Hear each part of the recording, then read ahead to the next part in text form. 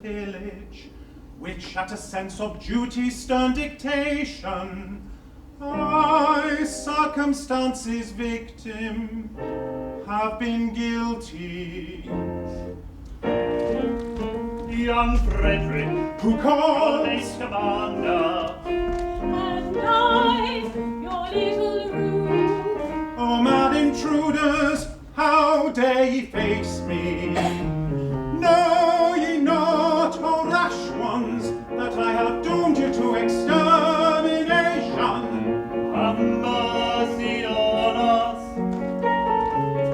Hear us ere you slaughter.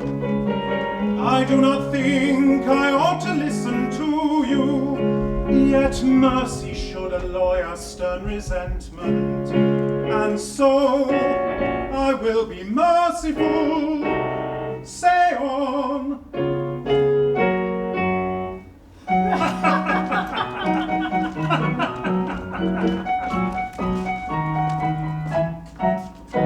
When you had left our pirates' fort, we tried to raise our spirits faint according to our custom, the quip and quibble quaint. But all in vain the quips we heard, we lay and smoked upon the rocks, until to somebody occurred a startling paradox. A paradox. A paradox, a most ingenious paradox, with quips and quibbles herding flocks, and now to read this paradox. A paradox, the most ingenious paradox. A paradox. We knew your taste for curious quid, for crimes and contradictions quid, and with the laughter on our lips we wished you there to hear. We said if we could tell it him, how Frederick would the joke enjoy, and so we've risked both life and limb to tell it to our boy. That paradox, that most ingenious paradox, we've quips and quibbles heard in flocks, but none to beat that paradox. a paradox, a most ingenious paradox. A paradox.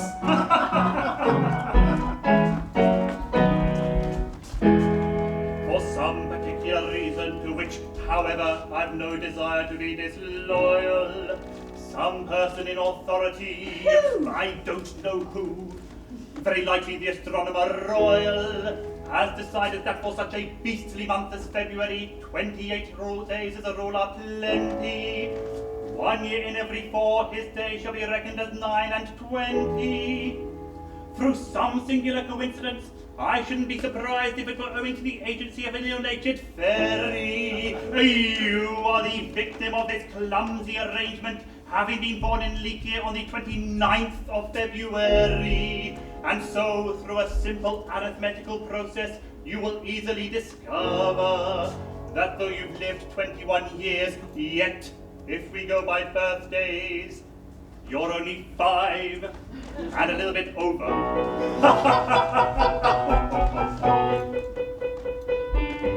Dear me, let's see. Yes, with yours my figures do agree.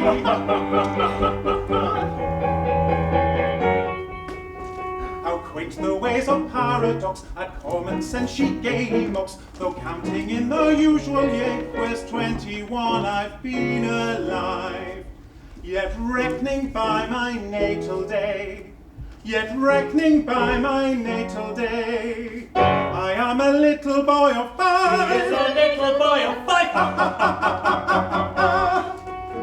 A paradox, a most ingenious paradox. A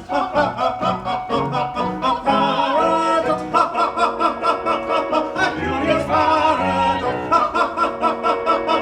A most ingenious paradox.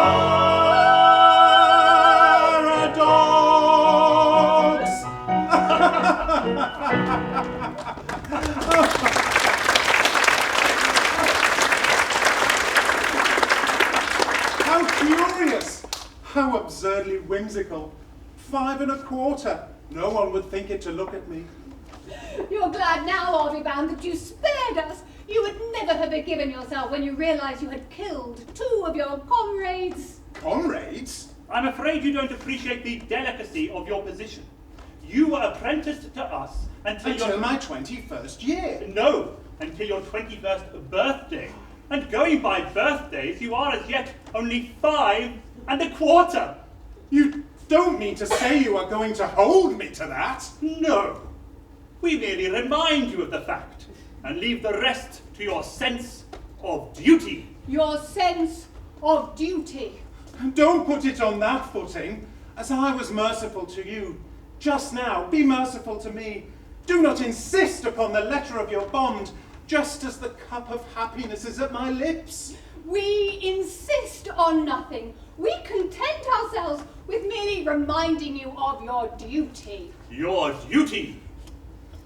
Well, you have appealed to my sense of duty, and my duty is only too clear. I abhor your infamous calling. I shudder that I was ever mixed up in it. But duty is before all. At any price, I will do my duty. Bravely spoken, come!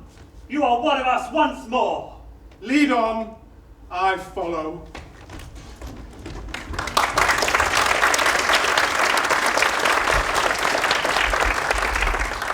So poor old Frederick there was aged 21 but had only 5 birthdays. But fortunately it all turned out happily for him in the end. So we're now moving on to your judicial career, at least the beginning of it. In 1984 you began sitting as an assistant recorder, which was a part-time judge in both the Crown and the county courts. I wondered, how did you enjoy sitting on criminal cases? Not a lot. We were obliged to do at least 4 weeks sitting in every year, and at least half of those had to be in the Crown Court doing trials by jury. And as I had been out of court for 10 years, and had not spent a lot of time in the Crown Court when I'd been in practice, it was quite a strange experience, and it took a lot of learning. But of course, you buckle down and you do your best and you hope to improve as you go through it.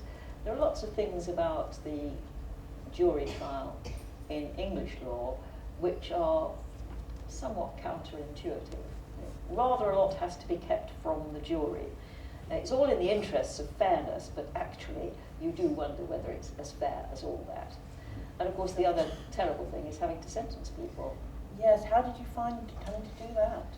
Well, again, you have to grit your teeth. Sending somebody to prison is never a happy thing to have to do. And of course, as a baby judge, you don't get the cases where it's comparatively easy.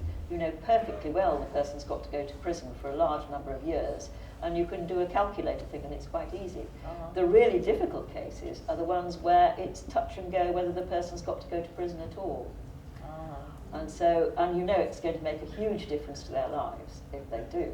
And so it's particularly tricky to work out whether the combination of the seriousness of the offence and the unruliness of the defendant is such that you have no alternative but to send them to prison.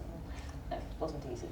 Thank you. Well, this leads us on very conveniently to one of Gilbert and Sullivan's most popular works. So let us now hear how the great Mikado himself dispenses justice in Japan.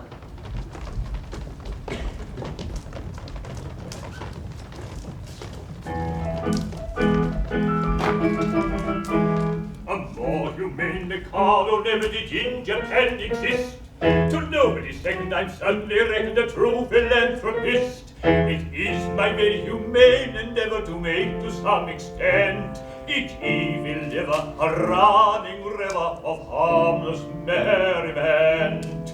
My object all sublime I shall achieve in time, to let the punishment fit the crime, the punishment fit the crime, and make it prisoner pent, unwillingly represent a source of innocent merriment, of innocent merriment.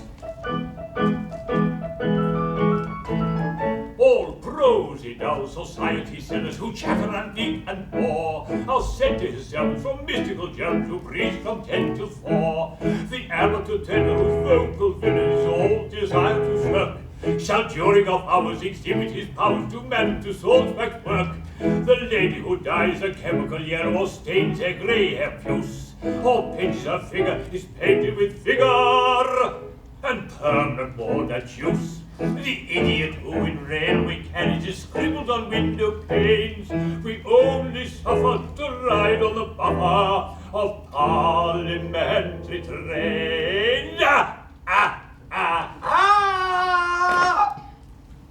My object all sublime, I shall achieve in time, to let the punishment fit the crime, the punishment fit the crime, and make this prisoner pent, unwillingly represent a source of innocent merriment, of innocent merriment.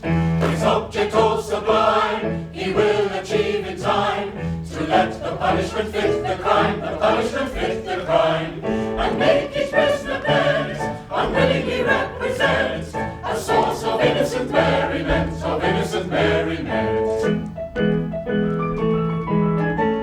The advertising quack who waits with tales of countless cures, his teeth are vernacular shall all be extracted by terrified amateurs.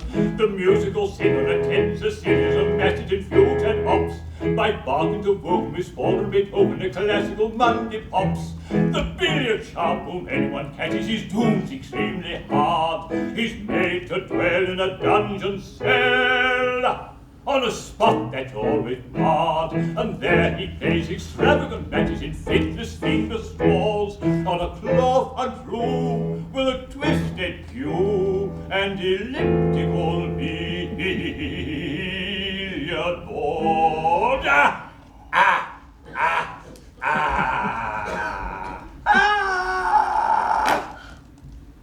My object all sublime, I shall achieve in time, to let the punishment fit the crime, the punishment fit the crime, and make this prisoner pent, unwillingly represent a source of innocent merriment, of innocent merriment. His object all sublime, he will achieve in time, to let the punishment fit the crime, the punishment fit the crime, and make each prisoner pent, unwillingly represent a source of innocent merriment, of innocent merriment.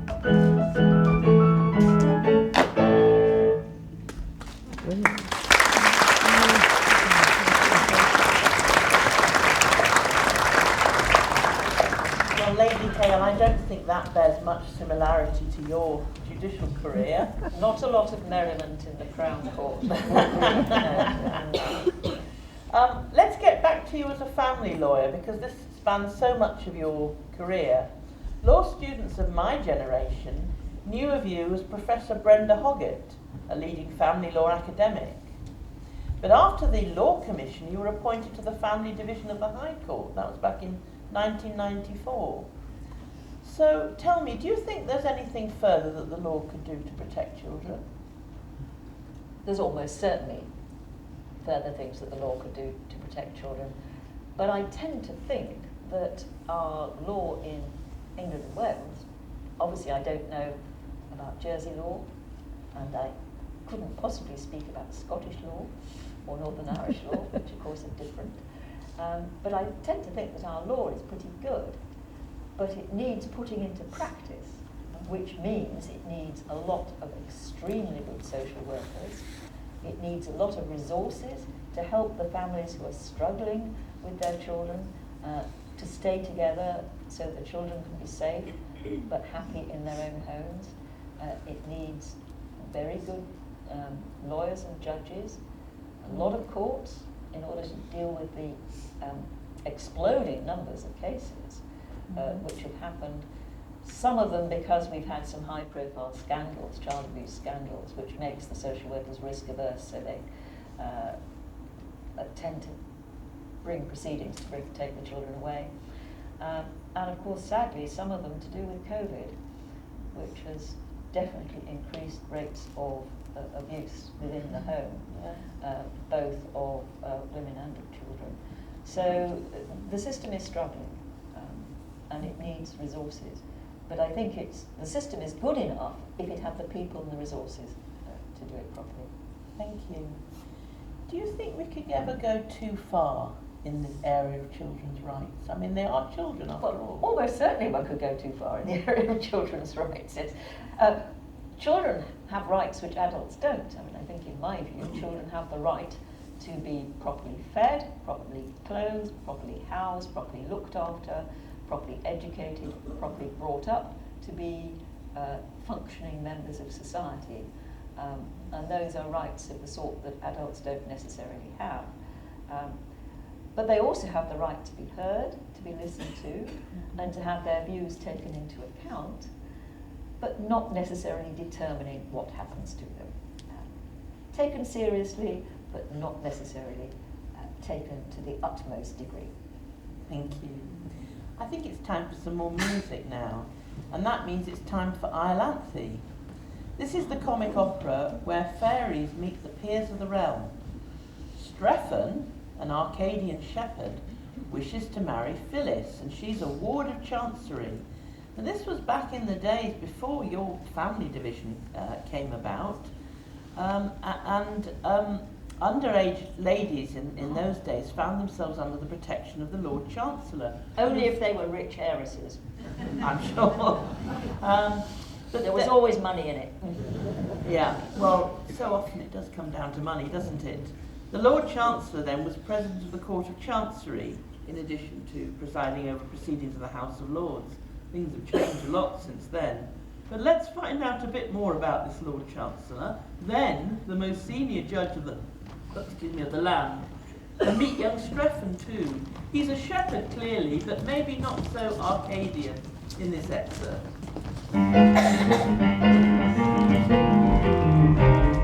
The law's the true embodiment of everything that's excellent. It has no kind of fault of law, and I, my lords, embody the law.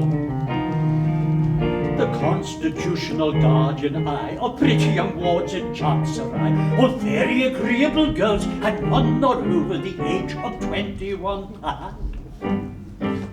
A pleasant occupation for a rather susceptible chancellor. A pleasant occupation for a rather susceptible chancellor. But though the compliment implied inflates me with legitimate pride, it nevertheless can't be denied that it has its inconvenient side. Well, I'm not so old, and I'm not so plain, and I'm quite prepared to marry again. But I'd be the deuce to pay a lot if I fell in love with one of me wards. Tut-tut. Which rather tries my temper, for I'm such a susceptible chancellor. Which rather tries his temper, for he's such a susceptible chancellor. And everyone who'd marry a ward must come to me.